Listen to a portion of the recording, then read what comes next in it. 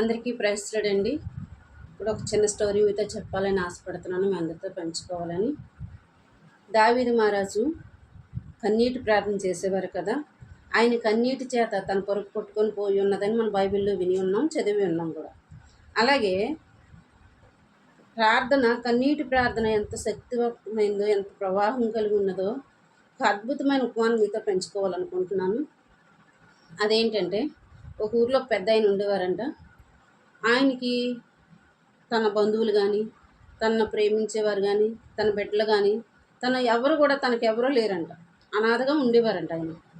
అయితే చాలా బాధపడేవారంట.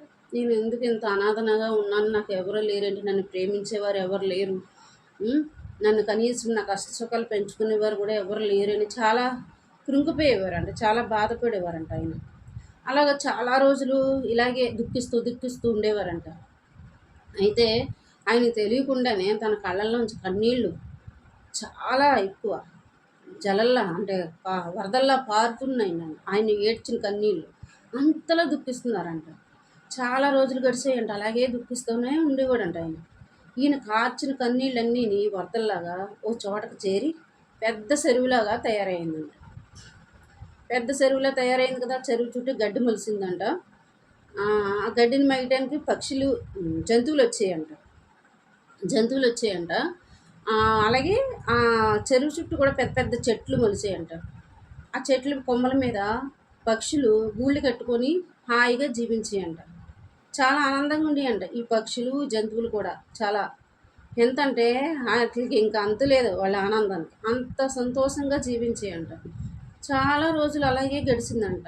ఈ పక్షులు, జంతువులు అలాగా చెరువు చుట్టూ ఉంటూ గడ్డి మేస్తూ వాళ్ళకి కావాల్సిన ఆహారం అంతా వాటర్ ఉంది, ఇంకా అన్నీ ఉన్నాయి కదా, హాయిగా ఉండేయంట. అయితే ఈ పెద్ద అయిన రోజు చాలా ఏడ్చేవారంట కదా. ఏడ్చి చాలా దుఃఖిస్తూ తన జీవితాన్ని అంతా కొనసాగిస్తుండగా ఒకరోజు తను ఎందుకో కళ్ళు తెరిచి చూసుకున్నారంట. కళ్ళు తెరిచి చూస్తే ఆయన కార్చిన కన్నీళ్ళు వరదల్లా పారుతున్నాయంట. వరదల్లా పారుతుంటే ఇదేంటి ఇంతలా ఏడ్చానా నేను, ఇంతలో ఎందుకు దుఃఖిస్తున్నాను నేను, సరేలే ఇంక నేను ఏడవను, ఎందుకు ఏడ్చినా ఏం ప్రయోజనం ఉంది అనేసి ఇంకేడను నేను అనేసి ఏడు పాపేస్తారంట. ఏడు పాపేస్తే ఈ చెరువు నెమ్మదిగా ఎండిపోవడం మొదలుపెట్టింది. అయితే ఈ పక్షులు ఇదేంటి రోజుకి చెరువు ఎండిపోతుంది, ఎలాగా ఏం చేయాలి, అసలు ఈ చెరువు నీళ్ళు ఎక్కడి నుంచి వస్తున్నాయో మనం అందరం తెలుసుకొని అక్కడికి వెళ్ళాలి అని ఒక మీటింగ్ పెట్టుకొని అవన్నీ కూడా జంతువులు, పక్షులు కూడా మాట్లాడుకున్నాయండి. ఈ పెద్ద ఆయన కార్చిన కన్నీళ్ళ వల్లే మాకు ఇంత హాయిగా ఉన్నామని తెలుసుకొని ఆ పెద్ద ఆయన దగ్గరికి వెళ్ళడం జరిగిందన్న పెద్ద ఆయన మీరు కార్చిన కన్నీళ్ళ వల్ల మేము ఎన్ని రోజులు చాలా ఆనందంగా ఉన్నాము, చాలా సంతోషంగా ఉన్నాము, మీరు ఎందుకు ఏడుపు ఆపేశారు, మీరు ఏడుపు ఆపడం వల్ల ఆ చెరువు అంతా ఎండిపోతుంది, మేము చాలా కష్టాలు పడుతున్నాము, మేము బాధలు పడుతున్నాము, మా కోసం మీ కన్నీళ్ళు ఇడవండి పెద్ద అయినా అనేసి చాలా బతిమలాడుకున్నాయంట. ఇవి చూసారా కన్నీటికి ఎంత విలువ ఉందో. ఆయన కార్చిన కన్నీళ్ళ వల్లే కదా ఆ జంతువులు, ఆ పక్షులు చాలా హ్యాపీగా ఉన్నాయి, ఆనందంగా ఉన్నాయి. వాళ్ళ జీవితాలు ఆ చెరువు చుట్టూ కొనసాగుతూ ఉన్నాయి. ఆయన అనుకున్నారండి, ఇదేంటి నాకు మనుషులుగా ఎవరో లేరనుకున్నాను, నా కన్నీళ్ళ వల్ల ఇంతమంది హాయిగా ఉంటున్నారా, ఇన్ని జీవులు బ్రతుకుతున్నాయా నా వల్ల అని చాలా హ్యాపీ ఫీల్ అయిపోయారంట ఆయన. అంటే తనకు ఎవరో లేరని ఫీలింగ్ కానీ, అంటే నా వల్లే ఇతర జీవులు కూడా పోషిస్తున్న ఆనందం ఆయనలో వచ్చి చాలా హ్యాపీ ఫీల్ అయ్యారంట కదా. మనం కూడా కన్నీటి ప్రార్థన మనకు కూడా చాలా అవసరం. మనం మన బిడ్డల కోసం ఎప్పుడు కూడా ప్రార్థిస్తూనే ఉండాలి. మన బిడ్డలు క్షేమంగా ఉండాలి, వాళ్ళు బాల్యంలో దేవుడు కాపాడేలాగా యవన కాలంలోకి వచ్చాక ఎటువంటి పాపంలో పడకుండా ఆ బిడ్డల కోసం మనము ఎక్కువ మన బిడ్డల కోసం, మన బంధువుల కోసం, మన ఇరుగు పొరుగుల గురించి, మన ఊర్లో ఉన్నవారి గురించి, ప్రతి ఒక్కరి కోసం కూడా అందరూ బాగుండాలని మనం ఎప్పుడు ప్రార్థన చేస్తూనే ఉండాలి. ప్రార్థన చాలా విలువైందండి. ప్రార్థన వల్ల చాలా పరిస్థితులను మార్చారు కదా. ప్రార్థనే కదా పరిస్థితులను మార్చేది. మనం ఎంతోమంది భక్తులు చూస్తాం కదా బైబిల్లోని. ప్రతి ఒక్కరు కూడా ప్రార్థనే, ప్రతి ఒక్కరికి ప్రార్థన వల్ల అనేక కార్యాలు జరగడం చూసాం. ప్రార్థన వల్ల అనేకమైన అద్భుతాలు జరగడం చూసాం కదా. అందుకే మనం కూడా అవకాశం ఉన్నంత వరకు ఇప్పుడు ఖాళీ ఉంటే అప్పుడు ప్రార్థన చేసుకుంటూ దేవుడి నామాన్ని గణపరచాలి మన కోసం, ఆయన కోసం కాదు కదా, ఆయన కోసం చేయమన్నారా? ఆయన సిలువలో చుట్టుపక్కల వాళ్ళందరూ ఏడుస్తుంటే, అమ్మ నా కోసం ఏడవకండి, మీకోసం మీ పిల్లల కోసం ఏడవండి అని చెప్పారు కదా. ఆయన కోసం ఏడమన్నారా? మన కోసమే కదా, మన పిల్లల కోసమే కదా మనం ఏడ్చేది. కన్నీటి ప్రార్థన చాలా విలువైంది.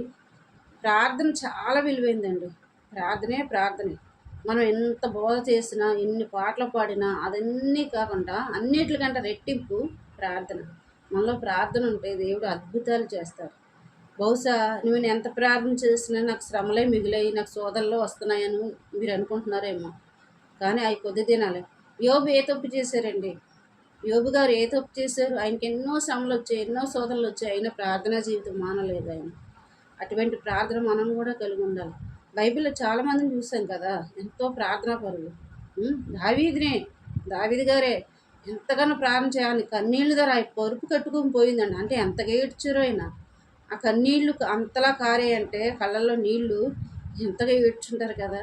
అందులో మనం కొంచెమైనా మన బిడ్డల కోసం, మన కోసమే, దేవుడి కోసం కాదు, మన కోసం. దేవుడు కూడా చెప్పారు కదా, నా కోసం వద్దు, మీ పిల్లల కోసం, మీకోసం ప్రార్థించండి అని, మీకోసం కన్నీళ్ళు కార్చండి అని. మన కన్నీటి ప్రార్థన చాలా అవసరం అండి. ప్రతి ఒక్కరు కూడా, మీరందరూ కూడా ప్రార్థన చేసుకోండి. మనం బాగుండాలంటే, మన చుట్టుపక్కల వాళ్ళు బాగుండాలంటే, మనం ఊర్లో వాళ్ళందరూ బాగుండాలని, మనకు తెలిసిన బంధువులందరూ బాగుండాలని మనం ఎప్పుడు ప్రార్థన చేస్తూ ఉండాలి. అందరూ బాగుంటేనే కదండి మనం బాగుంటుంది. అందరూ మంచుకుంటేనే కదా. ఎవరు కూడా ఎటువంటి పాపంలో పడకుండా, ఎటువంటి కష్టాలకు గురి కాకుండా, ఎటువంటి బలహీనతలు కానీ, నేర్చాలు కానీ గురి కాకుండా ప్రతి ఒక్కరూ బాగుండాలని మనం ప్రార్థన చేయాలి. ప్రతి ఒక్కరు కూడా, మీరందరూ కూడా ప్రార్థన చేస్తారని నా చిన్న ఆశ. మీ అందరికీ కూడా వందనాలండి. Praise lord.